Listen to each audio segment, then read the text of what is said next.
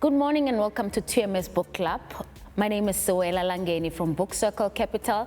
We're an independent bookshop that focuses on African literature.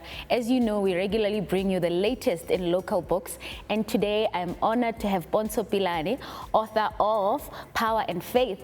Pontsho is a former journalist, a researcher. Welcome and thank you for being here, Pontsho. Thank you so much for having me. Congratulations on your book. I mean, the topic, Power and Faith. I wondered, what motivated this? How did this book come about?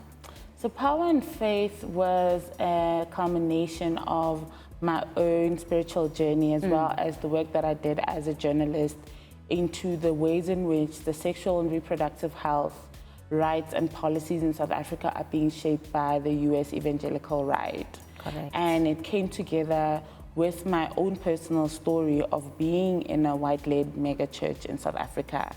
And I just saw the links between the two fields so similar and so intertwined with one another that it reckoned for a book. Yeah, it was just begging. It was begging to be written. And I mean, you open your book with a powerful line. What if I told you I used to belong to a religious cult? I mean, that is it brings you up because when one thinks of a cult, they think rural village, people that are shunning technology, that are refusing to be part of the world. And I'm thinking, it's 2024. Cult? Explain a bit.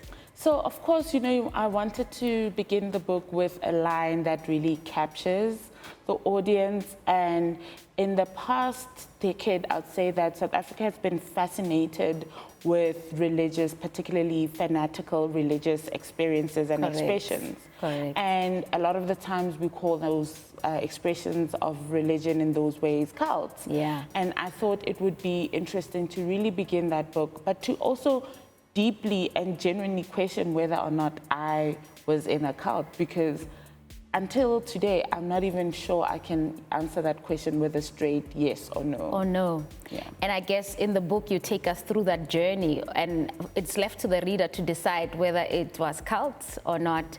You say that, you know, mega churches are political players who are shaping our democracy and their impact is often ignored. In what way are they doing this? I think a lot of the times, like I've just previously said, that we focus on a lot of the sensationalized churches that we see, the ones that spray their congregants with doom. Yes, the grass-eating story. The grass-eating stories, or the churches where men are resurrected from the dead. Like churches that are sensationalized and that at the core of them really dehumanize the experience, the spiritual experience of their congregants. And I focused on mega churches because I think mega churches are understudied in South Africa. We don't criticize them or critically engage with the idea of a mega church because most of them are in suburbia. Yeah. Most of them are in areas that feel rather like they are innocent. Yeah. And they're an everyday experience that we can have. Even unregulated. And as we know, Yeah. in South Africa, churches are unregulated, which is something that has also been a fight that has been politically fought by churches. Yeah. So I thought to focus on mega churches because they are not under scrutiny when we talk about religious freedom or the ways in which religion and religious institutions can influence our democracy negatively. But I also focus on them because of their ties to the US mega church circuit. And by that, I mean, we've seen over the past couple of years when the evangelical right in the US and how it's been repealing the rights, particularly of marginalized communities such as queer people and women in the US.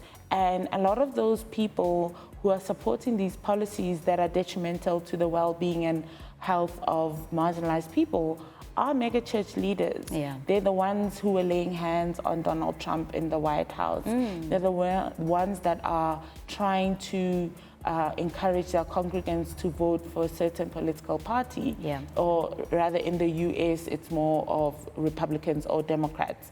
Yeah. And so we see this happening in the US and we think it's not happening in South Africa. Through my work as a journalist, I was able to discover that there are ties between the evangelical right in the US with the one here in South Africa through certain things such as pregnancy crisis centers, which are these one-stop shops where person who finds themselves pregnant unintentionally and would seek to terminate their pregnancy can go to seek advice. However, they are actually havens for manipulation, where they either convince and use pseudoscience and unfactual information to try and convince people to keep their pregnancies, using also religious doctrine. And these pregnancy crisis centers are linked a lot to evangelical churches. In fact, they're also, as I talk about in the book, they're linked to one of the largest anti-abortion movements in the world.